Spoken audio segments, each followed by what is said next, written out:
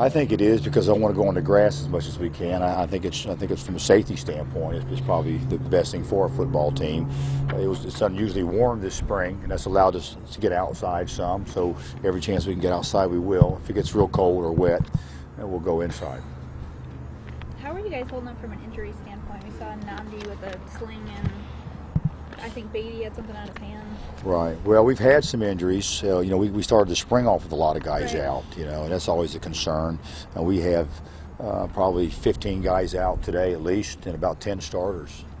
So we're getting thin, and that slows things down a little bit. We finished practice strong today, and that was a good sign, but it took us a while to get going. I think they were counting numbers and wondering how long they were going to be in there and pace themselves a little bit. But we are down some injury-wise right now. It does allow some other guys to get great reps. Guys like Josh Davis and Cody Davis, they're running with the ones, and they're getting a lot better as a result of it. Obviously Beckford's not out here this spring, and then Higgs was sick, and they held him out of practice, so Sean Robinson got all the reps with the ones today. So it's some great opportunities for a lot of guys that didn't need those opportunities. How did practice go today? Well, like I said, we finished strong, and we got a lot of good work in. It wasn't as crisp as I would have liked it to have been, and it wasn't as intense as I would have liked for it to have been, particularly early in practice. But they did finish strong, and that was a good sign. And we got a lot of reps, and some guys got a whole lot of reps with the numbers being down.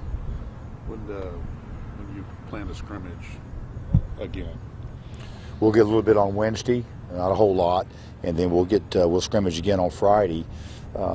Friday is the steak and beans scrimmage, so that's usually an intense one. I believe that's this Friday, to check the calendar.